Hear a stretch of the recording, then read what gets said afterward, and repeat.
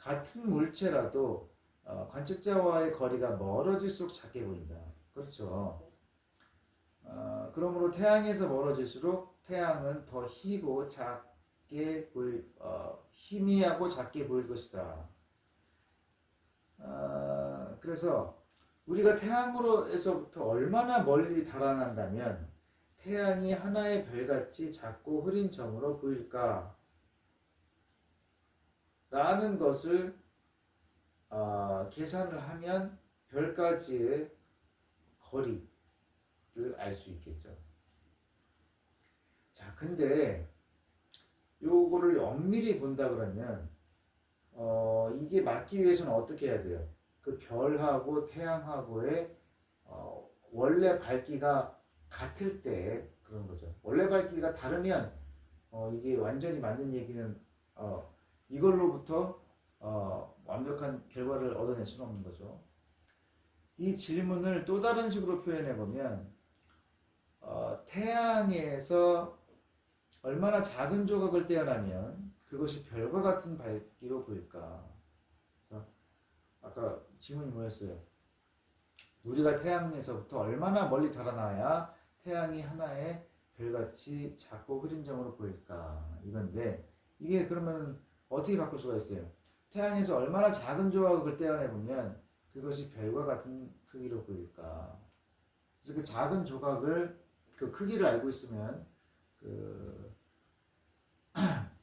태양에 대한 태양의 크기에 대한 그 비율로 곱해가지고 그 거리를 이제 계산할 수가 있는 거죠. 그래서 크리스티안 하위언스는 어떻게 했느냐? 굵기가 다른 여러 크기의 구멍을 통해서 본 태양의 밝기가 전날 밤 자신이 보아둔 천랑성의 밝기와 비슷한지를 조사했다. 그러니까 이제 철판에다가 다른 크기의 구멍을 이렇게 떨어놔요. 그래서 태양을 이걸로 쳐다본 거예요. 그래가지고 어떤 크기의 구멍으로 봤을 때 태양의 밝기가 어저께 내가 본 천랑성의 밝기와 비슷한지를 봤다라는 거죠. 이건 엄청나게 예민해야 알 수 있는 거죠. 지난 밤에 본 천랑성의 밝기를 기억을 해야 되는 거니까. 그래서 아무튼 이걸 뭐 한 번에 한 게 아니라 뭐 며칠 동안 했을 수도 있죠. 그래서 이제 결과가 뭐였냐? 태양의 겉보기 지름에 28,000분의 1이 되는 구멍으로 본 태양의 밝기가 천랑성과 비슷하다라는 결과를 얻었다. 이런 거 하려고 그러면 정말 엄청나게 그 실험을 철저하게 많이 해봐야겠죠. 그래서 이 결과를 통해서 천랑성은 지구와 태양 사이 거리보다 28,000배 더 멀리 떨어져 있다라고 추론했다. 이것은 계산해보면 반광년에 해당하는 거리다. 근데 이러한 방법으로 거리를 측정하려면 태양과 천랑성의 원래 밝기가 같다라는 가정이 필요하다. 근데 천랑성은 태양보다 원래 더 밝다. 그래서 오늘날 우리가 알고 있는 천랑성까지의 실제 거리는 8.8 광년이다. 그래서 거의 뭐 20배 차이가 나는데 그 얘기는 뭐 천랑성이 20배는 더 태양보다 밝다라는 그런 얘기죠. 18세기 말 영국 국왕 조지 3세의 궁정음악가이자 천문학자였던 윌리엄 허셜, 그 사람은 별들의 분포를 지도로 작성했다. 그래서 그 지도를 보면 은하수의 띠가 흐르는 평면 안에서 어느 방향으로 보든지 비슷한 수의 별들이 늘어서 있음을 알 수 있다.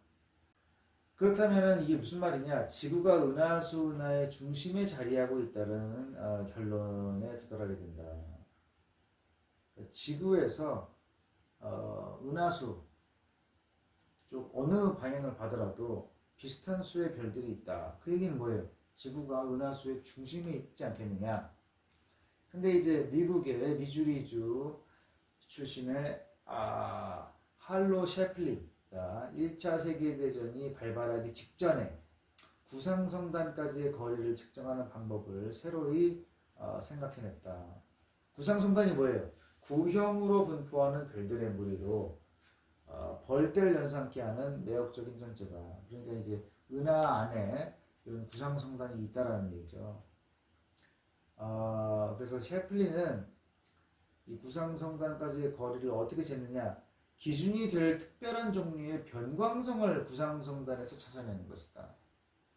그래서 그 변광성들은 밝기가 주기적으로 변하지만 밝기의 평균값은 일정하다.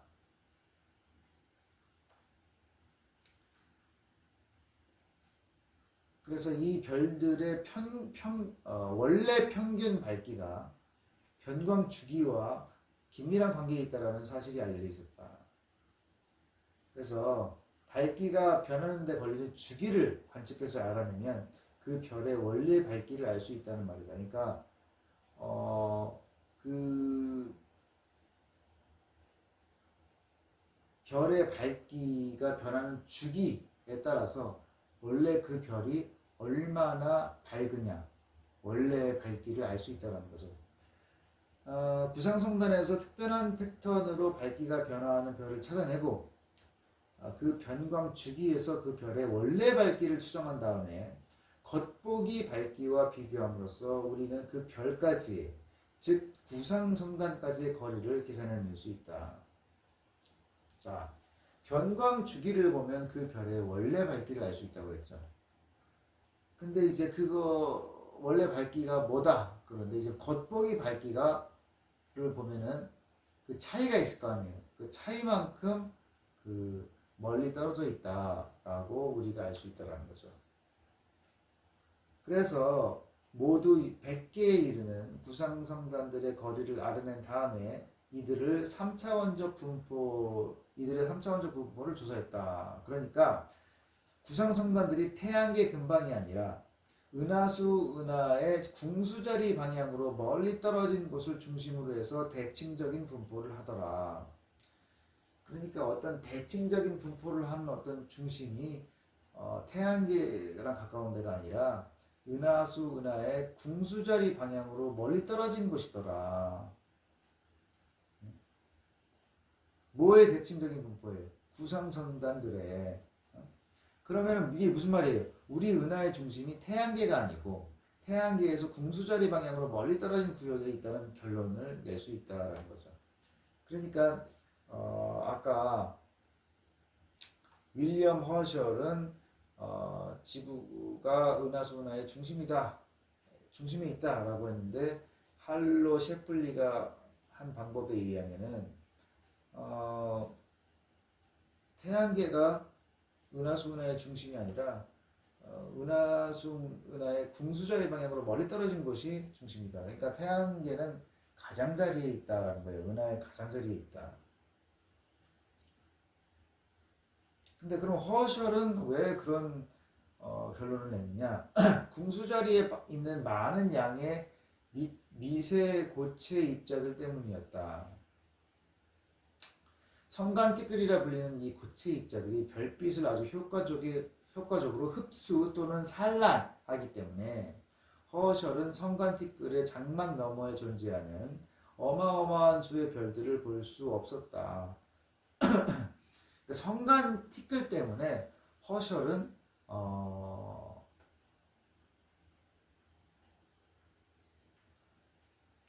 궁수자리 방향에 있는 별들을 많이 못 봤다라는 거예요.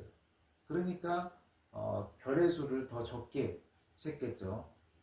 그러니까 어느 방향으로 보나 대칭이더라 이렇게 말을 했던 거예요. 지구에서 봤을 때.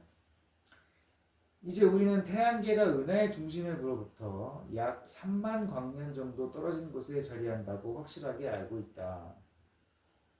중심 핵으로부터 3만 광년 떨어져 있다. 우리 태양계가. 은하수 은하 내부에서 우리가 살고 있는 태양계의 현 주소는 어디냐? 나선발의 가장자리다. 구상성단 안에 있는 어느 한 별의 주위를 지구와 같은 행성이 돌고 있다면 그 행성에 거주하는 사람들은 지구의 밤하늘에 보이는 별들의 수에 비해서 도저히 밤이라 부를 수 없을 정도로 많은 수의 별들을 볼 수 있을 것이다. 그러니까 그 우리가 이제 지구에 있는 게 아니라 구상성단 안에 있는 어떤 별을 돌고 있는 행성에서 하늘을 쳐다봤다라고 했을 때는 굉장히 별이 밤하늘에 많고 밝다라는 거예요. 왜? 구상성단이라는 것은 별들이 구의 형태로 모여 있는 곳이기 때문에 별들이 더 가깝게 있는 거죠.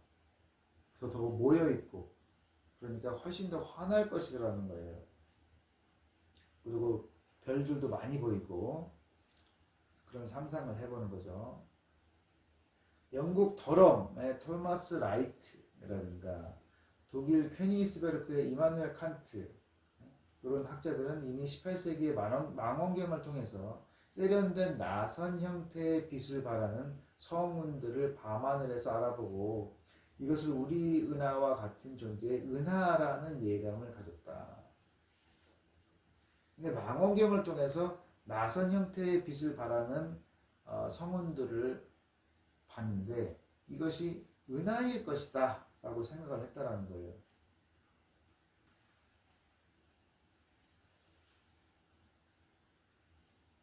그러니까 성운이 그냥 성운이 아니라 그냥 은하다, 뭐 별들이 모여 있는 집단이다. 이것을 이제 그런 예감을 가졌다는 거죠. 칸트는 안드로메다 자리에 보이는 M31이 수많은 별들로 구성된 또 하나의 은하일 것이라는 구체적인 제안을 했다. 안드로메다 자리에 보이는 M31이 수많은 별들로 구성된 또 하나의 은하다라고서 결론을 내렸다는 거죠. 결국 나선형 성운까지의 거리 측정이 문제 해결의 관건이었다. 그래서 이를 위해서 무척 밝은 새로운 부류의 변광성이 필요했다. 왜냐? 기준성의 광도가 높을수록 거리 측정에 유리하기 때문이다. 지구에서 보면 모든 별이 다 희미하게 보이죠. 그래서 그 차이점을 알아내기가 어렵다는 거예요. 근데 이제 밝은 별이 있으면 지구에서 보이는 겉보기 등급과의 차이가 많아지기 때문에 그 거리를 더 정확하게 잴 수 있다 이런 얘기죠.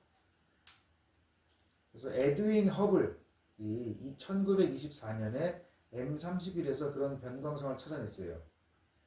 그래서 변광성들의 평균 겉보기 밝기 하고 원래 밝기를 비교를 했다.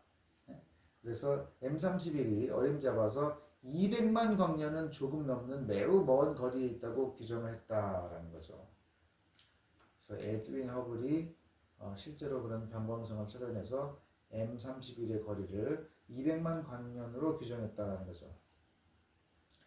만일 M31이 그렇게 멀리 떨어져 있다면 M31의 실제 크기는 은하수 은하의 내부에서 볼 수 있는 성간운과는 비교도 안 될 정도로 엄청나게 큰 것일 터였다. 자, 성간운, 성운 이런 것들은 은하수 안에 있는 거기 때문에 당연히 은하수보다는 훨씬 작은 거죠. 근데 M31이 성운처럼 보였는데 성운처럼 보이는 게 그렇게 멀리 떨어져 있다면 이건 성운이 아니라 은하다 이런 거죠. 그러므로 나선형 성운 M31도 하나의 어엿한 은하였던 것이다. 코스모스의 광막한 어둠 속에 1000억 개가 넘는 엄청난 수의 은하들이 널리 흩어져 있다. 이건 처음에 배웠던 거죠. 1000억 개의 은하가 있고 각 은하에는 1000억 개의 별이 있다. 평균적으로.